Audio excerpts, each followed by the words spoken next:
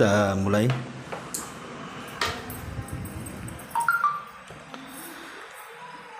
Bismillahirrahmanirrahim. Assalamualaikum warahmatullahi wabarakatuh. Alhamdulillah wassalatu wassalamu ala Rasulillah wa ala alihi wa sahbihi wa mawalah wa la hawla wa la quwata illa billahi wa ba'du.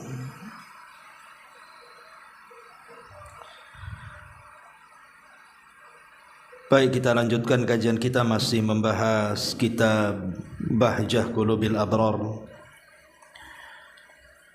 karya besar Al-Imam Abdurrahman ibn Sa'di atau Abdurrahman ibn Nasir As-Sa'di rahimahullahu ta'ala. Dan kita masuk pada bab tentang daging yang diharamkan Allah subhanahu wa ta'ala. Perhatikan kitabnya. An Jabir ibn Abdullah radhiyallahu anhu maqala harrama Rasulullah sallallahu alaihi wasallam yawma Khaybar al-khumur al-insiyata wa luhumal bighali wa kullu dhi nabin minas sibai wa kullu dhi mikhlabin minat tayri. Rawahu Tirmidzi. Dari Jabir bin Abdullah radhiyallahu an, beliau berkata, pada hari pertempuran Khaybar, dan pertempuran Khaybar ini adalah pertempuran terakhir melawan orang-orang Yahudi. Karena pertempuran melawan orang Yahudi itu 4 kali. Lah yang terakhir Yahudi Khaybar, dan dimenangkan oleh kaum muslimin karena jasa Ali bin Abi Thalib radhiyallahu an yang membawa panji kemenangan. Rasulullah sallallahu alaihi wasallam dalam perang ini mengharamkan daging keledai peliharaan. Daging bighal maksudnya peranakan antar kuda dan keledai. Kemudian setiap binatang buas yang bertaring dan setiap burung yang memiliki cakar. Ma'asyiral muslimat yang dimuliakan Allah subhanahu wa ta'ala, hadis ini menjelaskan kepada kita tentang beberapa makanan dari hewan-hewan yang tidak boleh dimakan, bahkan diharamkan untuk dimakan. Dan kita tahu bahwa Islam mengajarkan kepada kita agar kita memakan makanan yang dihalalkan Allah subhanahu wa ta'ala. Dan perintah memakan yang dihalalkan itu mencakup perintah kepada para nabi dan juga kepada orang-orang yang beriman.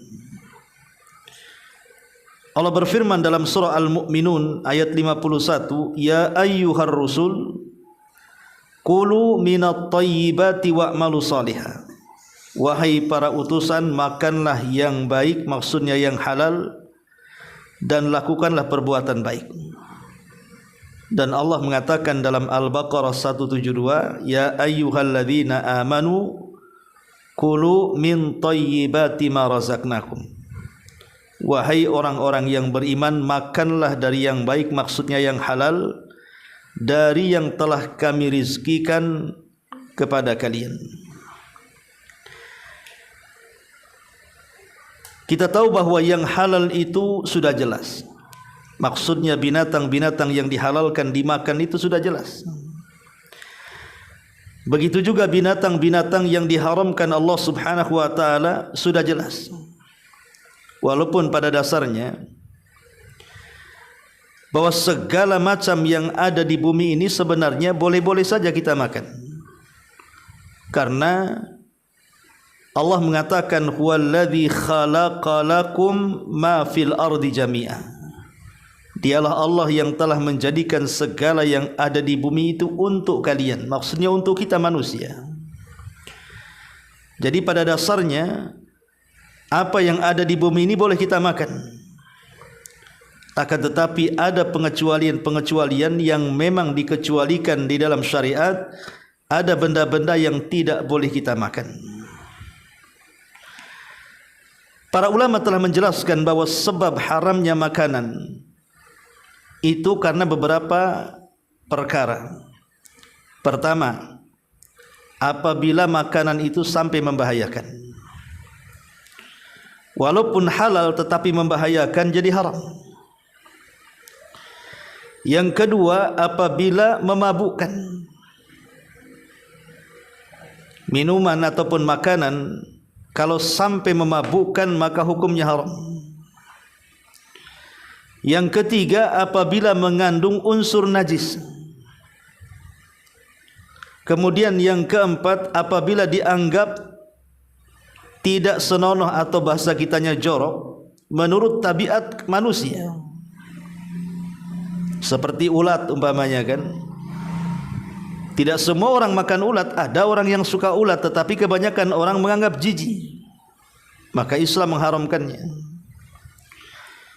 Kemudian yang kelima, apabila mendapatkan dengan jalan yang tidak dibenarkan oleh syariat. Makan ayam hasil curian, makan kambing hasil curian, haram. Inilah 5 kaedah kenapa makanan itu ada yang diharamkan. Pertama, karena membahayakan. Yang kedua, karena memabukkan. Yang ketiga, karena ada unsur najis. Yang keempat, karena dianggap jijik oleh kebanyakan manusia. Dan yang terakhir, karena jalan mencari makanan itu tidak halal. Ma'asyiral muslimat yang dimuliakan Allah Subhanahu wa taala. Ada hewan-hewan yang secara tegas dalam Islam itu diharamkan. Dan itu berdasarkan nas Al-Qur'an dan juga hadis Nabi sallallahu alaihi wasallam. Di antaranya yang pertama bangkai. Bangkai ini adalah hewan yang mati bukan karena disembelih. Mungkin dia mati sendiri, atau mati karena cekik, atau mati karena jatuh, karena dipukul, dan yang semacamnya. Maka bangkai itu walaupun ketika hidupnya binatang halal, maka menjadi haram karena bangkai. Yang kedua, daging babi. Daging babi ini semuanya, termasuk lemaknya, bahkan seluruh badannya haram. Ingat bu, akhir-akhir ini kan viral tuh di Jawa Tengah. Ada orang yang jualan ayam goreng berpuluh-puluh tahun, tidak ketahuan rupanya menggunakan minyak babi. Baru terbongkar oleh karyawannya, baru viral. Setelah viral baru diberi label non halal. Coba bayangkan, ya. Betul memang di situ ayam itu halal. Tapi kalau digoreng dengan lemak babi menjadi haram. Karena ada campuran babinya. Kemudian yang ketiga, hewan yang disembelih bukan karena menyebut nama Allah. Asal gorok saja. Menyebut nama selain daripada Allah Subhanahu wa ta'ala. Jadi dia ketika menyembelih tidak baca basmalah. Asal sembelih. Kemudian yang keempat, hewan yang diperuntukkan untuk selain Allah. Mungkin menyembelihnya baca basmalah, tetapi diperuntukkan kepada selain Allah Subhanahu wa ta'ala. Seperti acara-acara kesyirikan yang ma'ruf di negeri kita. Dilempar ke lautan, dilempar ke gurun-gurun, ke gunung-gunung, ke kawah-kawah.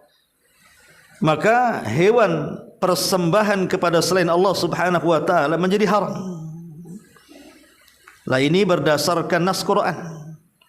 Bangkai, daging babi, hewan yang disembelih tidak menyebut nama Allah, atau hewan yang disembelih diperuntukkan untuk selain Allah, Subhanahu wa ta'ala. Lah, keempat perkara ini dicantumkan dalam satu ayat. Dalam surah Al-Maidah ayat 3 Allah mengatakan hurrimat alaikumul maitata waddama wa lahmal khinzir wa ma uhilla li ghairillah. Diharamkan bagimu memakan bangkai, darah, daging babi, daging hewan yang disembelih atas nama selain Allah Subhanahu wa ta'ala. Ini diantara 4 hewan yang sudah jelas-jelas dagingnya haram dimakan berdasarkan nas Quran. Adapun hewan-hewan yang menurut Islam diharamkan berdasarkan hadis Nabi sallallahu alaihi wasallam banyak. Pertama, sebagaimana hadis yang kita bahas ini, memakan keledai jinak. Memakan keledai jinak haram karena yang mengharamkan Nabi sallallahu alaihi wasallam. Bahkan dahulu di zaman Nabi sallallahu alaihi wasallam pernah terjadi kelaparan. Saking laparnya tidak ada yang dimakan. Terpaksa kemudian mereka menyembelih keledai mereka yang biasa mereka tunggangi, yang biasa mereka gunakan untuk kendaraan, mengangkut barang dan yang semacamnya. Karena laparnya disembelih. Tiba-tiba setelah daging itu disembelih, kemudian dimasak tinggal makan, turun syariat pengharaman tidak boleh makan daging keledai peliharaan. Maka para sahabat pun melemparkan daging-daging itu padahal mereka sedang lapar. Ini yang pertama. Yang kedua, segala hewan yang bertaring, apapun jenis hewannya, kalau dia bertaring maka haram. Dan itu berdasarkan hadis Sa'labah radhiyallahu an, nahan Nabi sallallahu alaihi wasallam an akli kulli dhinabin minas sibah.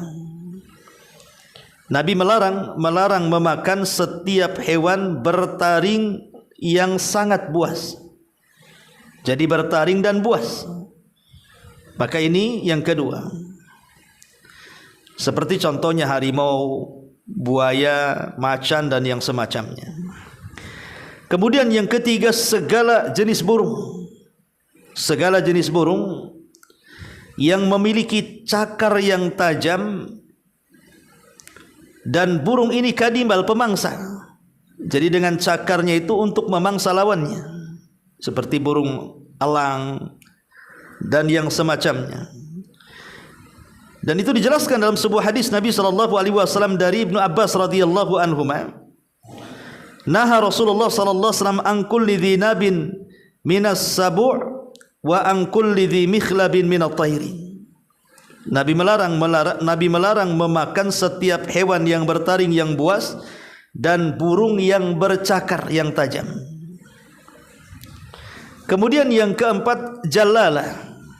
Jalalah itu hewan yang memakan benda najis. Contoh umpamanya ibu taruh lele di sepiteng. Kan banyak orang dulu biasanya, saya ingat waktu di desa saya itu, banyak orang buat kolam ikan. Kemudian dibuat tempat buang hajat itu di pinggir kolam itu. Jadi setiap orang yang buang hajat itu kotorannya dimakan ikan.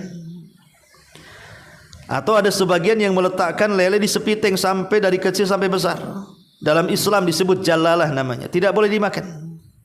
Kecuali kalau ikan yang sudah makan kotoran manusia itu dibersihkan dengan cara ditempatkan di air yang bersih, diberi makan dengan makanan yang bersih 3 hari. Baru setelah 3 hari baru boleh dimakan. Nabi SAW mengatakan, atau Nabi sallallahu alaihi wasallam berdasarkan Ibnu Umar radhiyallahu anhu, dia berkata, naha Rasulullah sallallahu alaihi wasallam an aqlil jalalati wa albaniha. Rasul melarang tidak boleh memakan daging jalalah, hewan yang memakan barang najis, dan meminum air susunya. Ini yang keempat. Kemudian yang kelima, tikus. Tidak boleh orang memakan tikus, karena tikus itu termasuk fawasik. Fawasik itu maksudnya hewan yang fasik, yang suka mencuri. Makanya hati-hati, jangan seseorang tertipu dengan daging tikus, karena sekarang daging tikus itu sudah berubah jadi bakso tuh. Ya. Hati-hati, asal jangan makan bakso saja, nanti daging tikus pula. Yang keenam, tidak boleh memakan kalajengking. Kemudian yang ketujuh, tidak boleh memakan burung gagak. Yang kedelapan, tidak boleh memakan burung elang atau raja wali. Dan yang kesembilan, anjing galak. Lah para ulama berselisih tentang anjing galak ini, maksudnya kalbun akur. Jumhur ulama menjelaskan bahwa yang dimaksud dengan anjing galak adalah anjing itu sendiri. Maksudnya anjing yang ma'ruf kita kenal, di mana-mana ada anjing kan, itu haram, tidak boleh. Kata jumhur ulama, maksudnya anjing galak ya semua anjing yang kita kenal haram dimakan. Kemudian yang nomor 10, ular. Tidak boleh orang memakan ular, karena ular itu binatang buas, binatang yang berbisa, haram dimakan. Kemudian yang nomor 11, tidak boleh memakan cicak ataupun tokek. Ma'asyiral muslimat yang dimuliakan Allah Subhanahu wa taala, disebutkan di dalam satu riwayat, khamsu fawasik. Ada 5 hewan yang dianggap pengganggu atau fasik. Kata Nabi SAW, dan hewan-hewan ini harus dibunuh, jangan dimakan. Kemudian Rasul menyebutkan yang pertama al-fa'ru, tikus, wal aqrab, kalajengking, wal hida, burung elang, wal ghurab, burung gagak, wa kalbul akur, dan anjing galak. Maka ini semua dilarang, ya. Kemudian yang nomor 12, tidak boleh memakan semut, karena memang semut sendiri tidak boleh dibunuh. Kemudian yang nomor 13, tidak boleh memakan lebah, karena lebah juga hewan yang tidak boleh dibunuh. Kemudian tidak boleh memakan burung hudhud dan burung surad, dan itu berdasarkan hadis Nabi SAW. Nahan Nabi SAW an qatli arba'ati minad dawab. Kata Rasul melarang untuk membunuh 4 hewan. Kemudian Rasul mengatakan, an-namlatu semut, an-nakhlatu lebah, al-khudkhudu burung hudhud, as-surad burung surad. Ini yang ke-15. Begitu juga setiap hewan yang memakan benda-benda kotor tadi sudah dijelaskan atau disebut dengan jalala. Termasuk juga yang ke-16 adalah memakan kodok atau katak. Karena dijelaskan dalam hadis, nahan Nabi SAW an qatli difda. Rasul melarang tidak boleh makan kodok. Coba bayangkan, dari 16 poin yang dijelaskan para ulama, di mana ada hewan-hewan yang dilarang dimakan plus dengan Quran menjadi 20 hewan, rata-rata banyak orang memakannya kan Bu. Padahal Islam sudah mengharamkan. Kalau yang memakan di luar muslim, ya terserahlah, itu lakum dinukum waliyadin ya. Tapi anehnya banyak kaum muslimin yang makan hewan-hewan yang sudah jelas-jelas dilarang. Contoh umpamanya kodok. Betapa banyak kaum muslimin yang mereka memakan daging kodok, padahal kodok itu tidak boleh dilarang. Ataupun lebah. Terkadang ada orang yang memakan lebah, ya. Ataupun naudzubillah ular gitu ya. Walaupun alasannya pengobatan atau apapun, tetap yang diharamkan tetap diharamkan, tidak boleh dimakan, ya.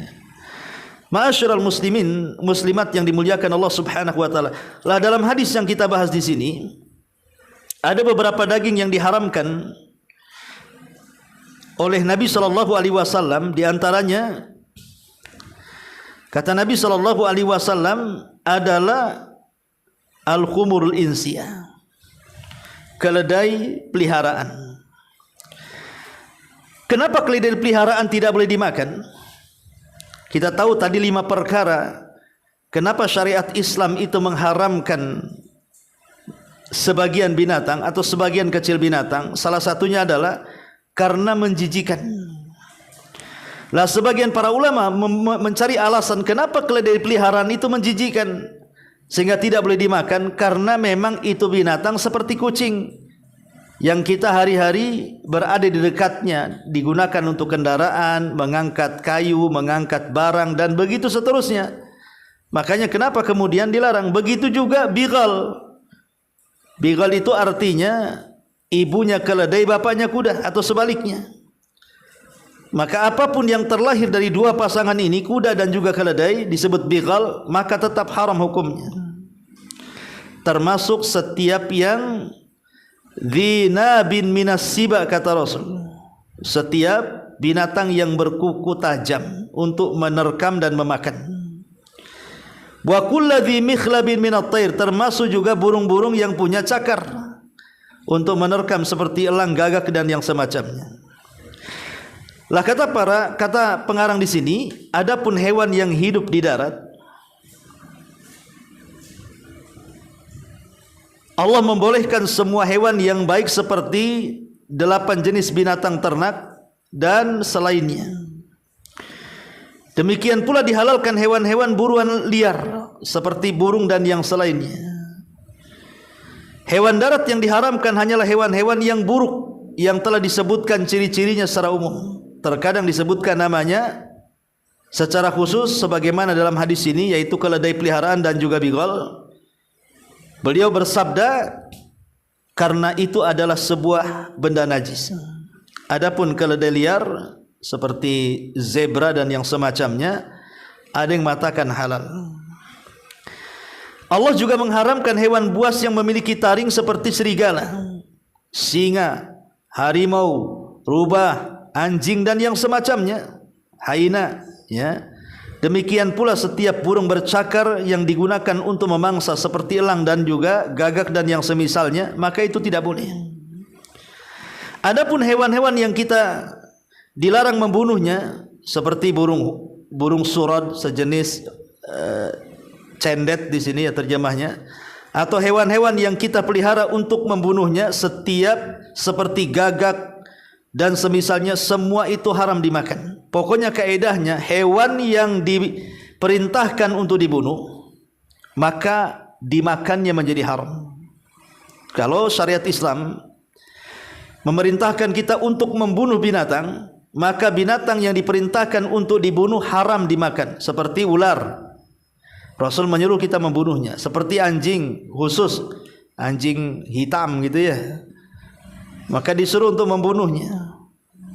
Ataupun seperti kalajengking dan yang semacamnya. Pokoknya kalau syariat Islam memerintahkan kita untuk membunuh binatang, maka secara kaedah dimakan yang diharamkan. Atau sebaliknya, Nabi SAW melarang tidak boleh membunuh. Ini hewan tidak boleh dibunuh kata Rasul, seperti semut tidak boleh dibunuh kata Rasul, seperti lebah tidak boleh dibunuh, seperti burung hudu tidak boleh dibunuh, atau burung surad. Maka secara otomatis kalau dibunuh saja tidak boleh, berarti dimakan haram. Seperti kodok. Kodok itu dilarang dibunuh. Maka hewan yang dilarang dibunuh kalau dimakan jadi haram. Begitu juga hewan-hewan yang jelek seperti ular, kalajengking, tikus dan berbagai macam serangga, maka serangga juga tidak boleh dimakan. Demikian juga hewan-hewan yang boleh dimakan tetapi dia mati tanpa dibunuh atau disembelih, termasuk hewan yang disembelih dengan cara yang tidak syar'i, maka semuanya itu diharamkan di dalam Islam. Ya. Ma'asyiral muslimat yang dimuliakan Allah Subhanahu wa taala. Kenapa begitu ketat syariat Islam ini memilah dan memilih bahwa ada hewan-hewan yang boleh dimakan baik secara zatnya ataupun halal karena caranya. Begitu juga ada hewan-hewan yang diharamkan baik secara zatnya atau caranya, karena memang memakan sesuatu yang diharamkan ke dalam rahimahullahu ta'ala. Beliau mengatakan, "Lau kumtu maqama hadhihi sariyati lan yanfa'uka syai'un hatta tangdura ma yudkhal fi batnika halalun am haramun." Kalau seandainya aku berdiri di tempat Sariyah, mungkin dia jadi tawanan perang, kemudian dihadapkan kepadanya makanan, maka saya tidak akan memakannya. Walaupun saya berhajat, namanya tawanan, lapar kan, walaupun saya sangat ingin makan, kecuali saya akan melihat apakah makanan yang saya makan itu halal ataukah makanan yang saya makan itu haram. Lihat bagaimana ulama dulu, walaupun dalam posisi menjadi tawanan perang, lapar, tawanan musuh, tapi kalau dikasih makan tidak sembarang makan. Bahkan sebagian para ulama sampai mengatakan, bima talinul qulub, kenapa kau bisa lembut hatimu? Maka para ulama menjawab, bi aklil halal, karena saya suka makan yang halal. Jadi ulama salaf sampai mengatakan seperti itu. Bahkan Umar bin Khattab radhiyallahu an, dia mengatakan, bil wara'i amma harramallahu yuqbalud du'a wa tasbihu. Kata Umar bin Khattab, dengan cara wara', menjauhkan dari yang diharamkan Allah subhanahu wa ta'ala, maka setiap doa dan tasbih akan diterima oleh Allah subhanahu wa ta'ala. Bahkan Salih bin Abdullah radhiyallahu anhu rahimahullah ta'ala mengatakan, an-najatu fi thalathatin, keberuntungan itu ada di 3 perkara. Aklul halali, makan halal, wa adul faraidi, melaksanakan yang wajib, wal iqtida'u bin nabi, dan mencontoh nabi. Jadi kalau ingin selamat, kata Sahal ibn Abdullah, lakukan 3 perkara. Pertama, makan yang halal, yang kedua lakukan kewajiban, yang ketiga ikuti nabi. Kemudian juga sebagian salaf mengatakan 4 perkara yang akan bermanfaat bagi hidupmu. 5 perkara, khamsu khisalin, 5 perkara, biha tamamul amali, dengan 5 perkara itu sempurnalah amal setiap hamba. Jadi kalau ingin sempurna amalan kita kepada Allah subhanahu wa ta'ala, lakukan 5 perkara. Yang pertama, al-imanu billah, beriman kepada Allah. Yang kedua, ma'rifatul haqqi, mengenal kebenaran. Yang ketiga, ikhlasul amali lillah, mengikhlaskan amal karena Allah. Yang keempat, al-amalu ala sunnah, beramal karena sunnah. Dan yang terakhir, aklul halali, makan dari makanan yang halal. Maka kalau 5 perkara ada pada jiwa kita, maka sempurnalah amalan kita. Bahkan Imam Bukhari rahimahullah tadi kenal punya ayah, tidak pernah memasukkan benda-benda haram ke perut Imam Bukhari. Lihat bagaimana Imam Bukhari menjadi imam dunia, karena sejak kecil dimasukkan makanan-makanan yang dihalalkan Allah subhanahu wa ta'ala. Dan perlu diketahui, ada seorang tabi'in namanya Yusuf ibn Asbat rahimahullah ta'ala mengatakan, idza ta'abbada syabu yaqulu iblis, kalau ada anak muda rajin beramal, rajin beribadah, maka iblis akan mengatakan kepada anak buahnya, unzuru min aina mat'amahu, lihat dari mana makanan dimakan anak muda itu. Fa in kana mat'amu su', da'uhu, kalau dia makan makanan yang buruk, yang haram, walaupun dia ahli ibadah, biarkan saja. Tetapi kalau seandainya dia makan dari makanan yang halal, maka jangan tinggalkan, goda terus sampai dia kalah. Ya. Makanya Nabi SAW sampai senantiasa mengajarkan doa kita, Allahumma kfina bihalalika an haramik, ya Allah cukupkan kami dengan yang halal, jauhkan kami dari yang haram. Ma'asyiral muslimat yang dimuliakan Allah subhanahu wa ta'ala, sampai Nabi satu hari dia menemukan kurma yang jatuh di bawah ranjangnya, tidak berani memakan, Bu. Dia karena takut kalau seandainya kurma itu bukan kurma hadiah tapi kurma sedekah, jadi masuk pada syubhat, ditinggalkan sama Nabi SAW. Bahkan Abu Bakar Siddiq radhiyallahu anhu pernah memakan makanan yang diberikan oleh bekas budak yang dimerdekakan, yang kemudian pura-pura jadi dukun, kemudian benar ramalannya, diberikan hadiah berupa sekeranjang kurma. Kemudian dihadiahkan oleh Abu Bakar. Setelah dimakan, Abu Bakar bertanya, dari mana kau kurma ini dapat? Dia mengatakan, aku pura-pura jadi dukun, katanya. Maka dia pun memasukkan tangan jari ke mulutnya, memuntahkan sehabis-habisnya, sampai orang-orang di sekitarnya, wahai Abu Bakar, berhentilah, nyawamu akan keluar. Kata Abu Bakar Siddiq radhiyallahu anhu, sekalipun 100 nyawa keluar aku rela, karena aku tidak memasukkan makanan haram ke keluarga Abu Bakar Siddiq radhiyallahu anhu. Lihat bagaimana para ulama dulu itu, dan Nabi SAW serta para sahabat dan para tabi'in, mereka berusaha untuk tidak memakan makanan yang diharamkan Allah Subhanahu wa taala, karena besar sekali akibatnya. Pertama, ya, qabulul amali, adamu qabulil amali aklul malil haram. Salah satu yang menentukan amal kita diterima adalah makan makanan yang halal. Artinya salah satu ciri amalan kita ditolak ketika kita memasukkan makanan yang diharamkan. Yang kedua, jadi yang pertama amal kita ditolak, ya. Yang kedua, makanan yang diharamkan kalau kita makan itu dosa besar, tidak boleh.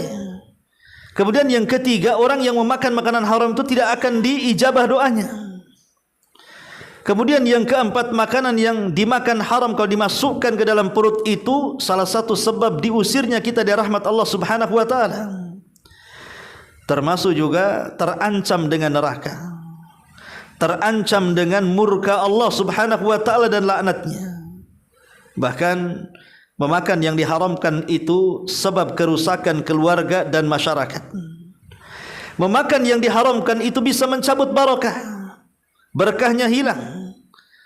Makanya dahulu ada kisah seorang ulama pengembara kemudian lewat di sebuah sungai, rupanya ada apel yang hanyut, dikejar dia karena lapar. Setelah dikejar karena lapar, dia makan sedikit, baru teringat itu apel bukan miliknya, langsung berhenti dan berusaha melepehkannya, ya, karena tahu bahwa makan yang tidak jelas syubhat apalagi haram itu akan membawa kerusakan, tidak membawa berkah. Dan pada hari kiamat, orang-orang yang memakan barang haram, mereka akan menjadi orang-orang yang bangkrut pahala di hadapan Allah Subhanahu wa taala. Inilah di antara penjelasan yang disebutkan para ulama dari poin ke-62, daging yang diharamkan Allah Subhanahu wa taala. Wallahu alam. Sampai di sini pembahasan kita. Sebelum saya tutup, kalau ada yang bertanya silakan. Bagaimana dengan cacing? Cacing itu kan kayak untuk menaikkan kekuatan bersih. Anda pernah melakukan hal itu? Rebus cacingnya, dibersihkan, direbus, kemudian diminumkan. Tapi dikasih tahu sama orangnya. Tapi itu untuk promosi bagus. Iya, sebenarnya bagaimana hukum cacing untuk pengobatan? Cacing ini binatang yang termasuk binatang yang menjijikan. Karena Allah yang mengatakan innallaha harrama 'alaikumul khaba'ith. Rasul mengatakan innallaha harrama 'alaikumul khaba'ith. Sesungguhnya Allah telah mengharamkan kepada kalian al-khaba'ith, sesuatu yang jorok, yang menjijikan. Apapun yang menjijikan itu haram. Masalahnya di masyarakat ini ada hewan-hewan yang menurut sebagian orang menjijikan, sebagian orang tidak menjijikan. Seperti ada sebagian orang makan ulat, makan laron, makan apa kan, termasuk cacing gitu ya. Tidak dijadikan hujah. Ada sebagian kecil yang memakan, tapi sebagian besar manusia tidak memakannya. Berarti hukumnya dikembalikan kepada siapa yang paling banyak menilai. Kalau umumnya manusia memang jijik dan sedikit yang tidak jijik, berarti yang dimenangkan yang banyak. Tetap itu binatang yang tidak boleh. Walaupun banyak khasiatnya, karena bagaimanapun Allah yang menurunkan penyakit, Allah juga yang akan menurunkan obatnya. Dan tidak mungkin Allah menurunkan obat itu dari yang diharamkan Allah Subhanahu wa taala. Wallahu a'lam.